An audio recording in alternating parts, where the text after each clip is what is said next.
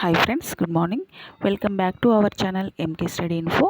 మనము లాస్ట్ వీడియోలో వచ్చేసి 7th క్లాస్ నుంచి కాకతీయ రాజులు అలాగే విజయనగర సామ్రాజ్యం గురించి అయితే చూసాము ఫ్రెండ్స్.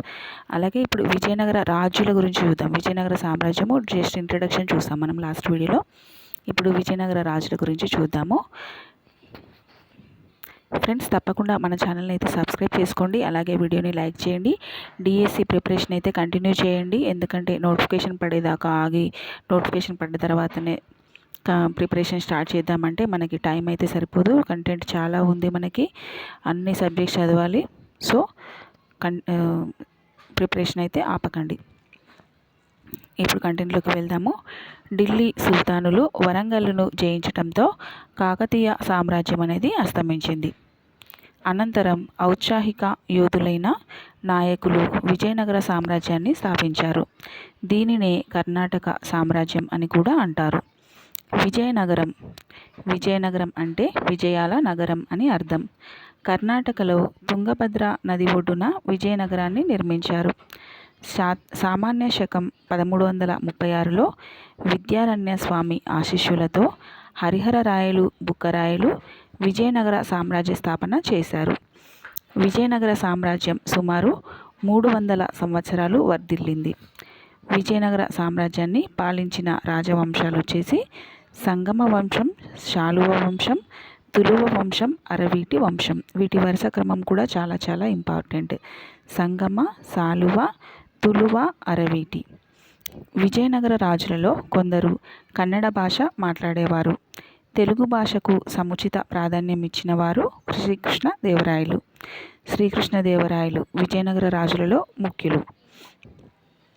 హరిహరరాయలు సామాన్య శకం 1336 నుంచి 1357 వరకు, మొదటి బుక్కరాయలు సామాన్య శకం 1357 నుంచి 1377 వరకు, రెండవ హరిహరరాయలు వచ్చేసి సామాన్య శకం 1377 1404, రెండవ దేవరాయలు వచ్చేసి సామాన్య శకం 1426 1446, సాలువ నరసింహరాయలు వచ్చేసి సామాన్య శకము 1486 1491, శ్రీకృష్ణదేవరాయలు సామాన్య శకం 1509 1529, అచ్యుతరాయలు వచ్చేసి సామాన్య శకం 1529 నుండి 1542 వరకు, ఆలియ రామరాయలు వచ్చేసి సామాన్య శకం 1543 1565, వెంకటపతి రాయలు వచ్చేసి సామాన్య శకం 1585 నుంచి 1614.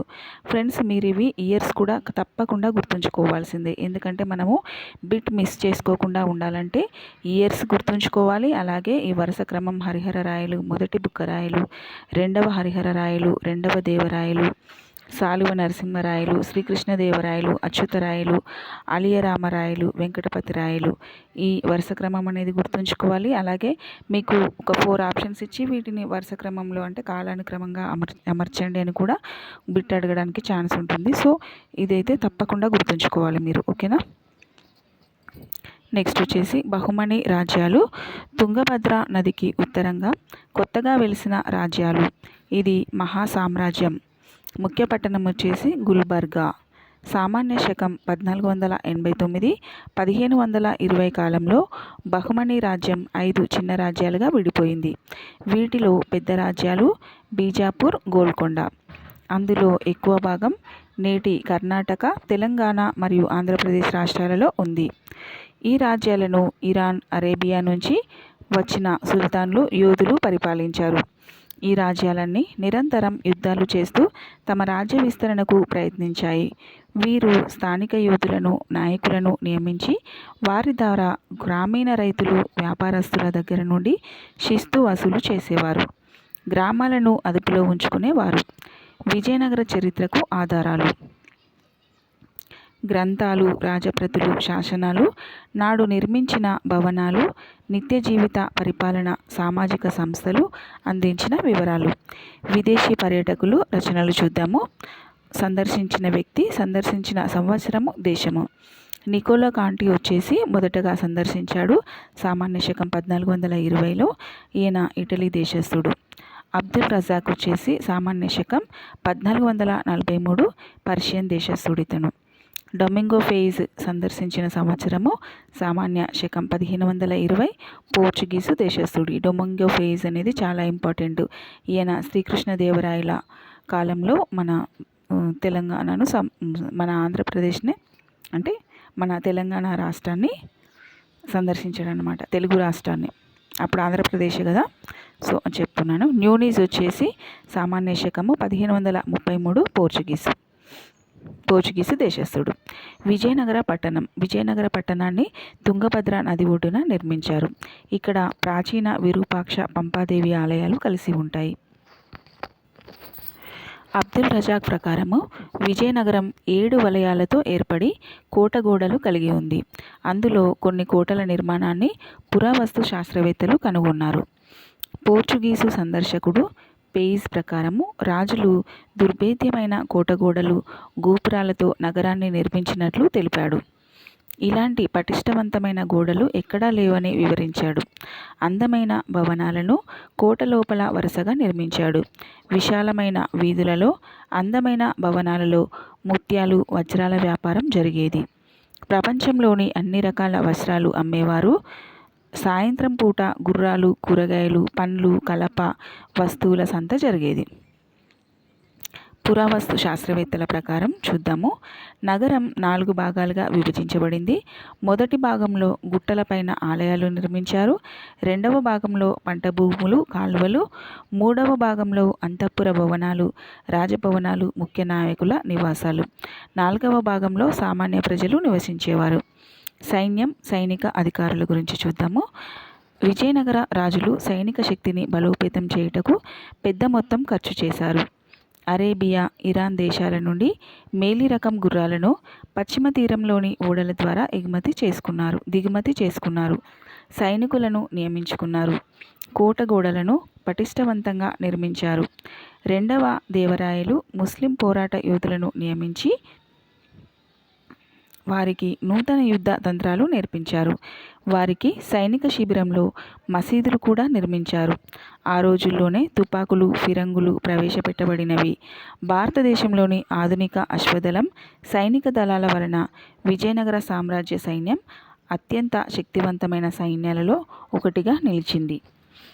ఆ రోజుల్లో వేగవంతంగా కదలడానికి అశ్వదళాలు ఉపయోగించారు. నిదానంగా కదులుతూ శత్రు శిబిరాలలో దాడులు చేయడంలో శక్తివంతమైనవి ఏనుగులు. సైనిక దళాల నాయకుడు అమరనాయకుడు. మొత్తం రాజ్యాన్ని సైనిక అధికారులే నియంత్రణ చేసేవారు. డొమింగో ఫెయిజ్ ప్రకారం చూద్దాము.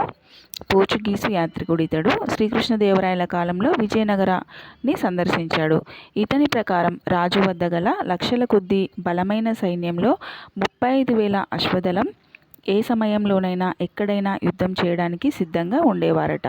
అందువల్ల ఆయన అంటే ఇతర రాజులకు భయం. ప్రభు వర్గం నుండే సైనిక దళ అధికారులను నియమించేవారు. వారికి రాజ్యంలోని పట్టణాల మీద, నగరాల మీద, గ్రామాల మీద విస్తృతమైన అధికారం ఉండేది. వారిలో కొందరు లక్షల కొద్దీ బంగారు నాణాలు పన్నులుగా వసూలు చేసుకునేవారు. మరికొందరు 200, 300, 500, 1000 చొప్పున నాణాలను వసూలు చేసుకునేవారు. సైనిక దళాధిపతి నిర్వహించే సైన్యం ఆధారంగా పదాది, అశ్వదళ, గజ, బంగారు నాణాల వసూళ్లను రాజు నిర్ణయించేవాడు. ఇటువంటి సొమ్మును నాయకుడు పదాది దళాలు, గుర్రాలు, ఏనుగుల పోషణ కోసం ఖర్చు పెట్టేవారు. ఏ సమయంలోనైనా వీటిని యుద్ధానికి సిద్ధంగా నిలిపేవారు. ఇదే కాకుండా రాజుకు వార్షిక చెల్లింపులు, బహుమానాలు సమర్పించుకునేవారు. దళాధిపతులు, నాయకుల సైన్యంతో పాటు రాజుకి సొంత సైన్యం తోడు ఉండేది. వీరికి రాజే జీతభత్యాలు చెల్లించేవాడు. సైనిక దళాధిపతులను నాయకులుగా కూడా నియమించేవారు. వీరినే అమరనాయకులు అనిగా పిలిచారు. ఫ్రెండ్స్, మీకు ప్రతి ఒక్క పాయింట్ అనేది ఇంపార్టెంటే. ఇది ఇంపార్టెంట్ కాదు అని అనుకోవడానికి లేదు. ఇది మొత్తం టెక్స్ట్ బుక్ టాపికే ఫ్రెండ్స్. మీకు అంటే మళ్ళీ టెక్స్ట్ బుక్ చూడాల్సిన అవసరం కూడా ఏముండదు ఇది చదివితే, ఓకేనా. అమరనాయకుల బాధ్యతలు విధులు చూద్దాము. వీరికి అమరం పైన ఆదాయం వసూలు చేసే బాధ్యతను అప్పచెప్పేవారు. అమరం అంటే నిర్ణీత ప్రాంతంపై రెవెన్యూ శిస్తు వసూలు చేసే అధికారం. అంటే వీరికి ఇచ్చిన గ్రామాలు, పట్టణాల నుండి రెవెన్యూ వసూలు చేసుకొని ఉపయోగించుకునే అధికారం ఉంటుంది. అంతేకాకుండా ఆదాయంతో సైనిక దళాలను పోషించే బాధ్యత కూడా వీరికి ఉండేది. వీరి ఆర్థిక ప్రాంతాలపై పరిపాలన, న్యాయపరమైన అధికారాలను కలిగి ఉండేవారు. నేరస్తులను చట్టపరమైన కఠిన శిక్షలు అమలు చేసే అధికారం కూడా వీరికి ఉంటుంది. ఇది నాటి ఢిల్లీ సుల్తాన్ల పరిపాలనకు దగ్గరగా ఉండేది. వారు కూడా ఇక్తాల అధికారులైన అమీర్లకు రెవెన్యూ వసూలు చేసుకునే అధికారం కల్పించారు. చాలామంది అమరనాయకులు తెలుగు వీరులే. వీరు సొంత గ్రామాల నుండి తమ బంధువుల నుండి సైనికులను నియమించుకొని శిక్షణ ఇచ్చేవారు. ఈ సైనికులు రోజు కంటే నాయకులకే విధేయులై ఉండేవారు. శక్తివంతమైన నాయకులైన సాలువ నరసింహ లేదా నరసనాయకుడు విశాల భూభాగంపై అధికారాన్ని పొంది కొన్ని సందర్భాలలో విజయనగర రాజులకు సవాలుగా నిలిచేవారు. ఒకవేళ రాజు చనిపోతే రాజ్యాన్ని శక్తివంతమైన నాయకులు తమ చేతుల్లోకి తీసుకొని తమని తాము రాజుగా ప్రకటించుకునేవారు.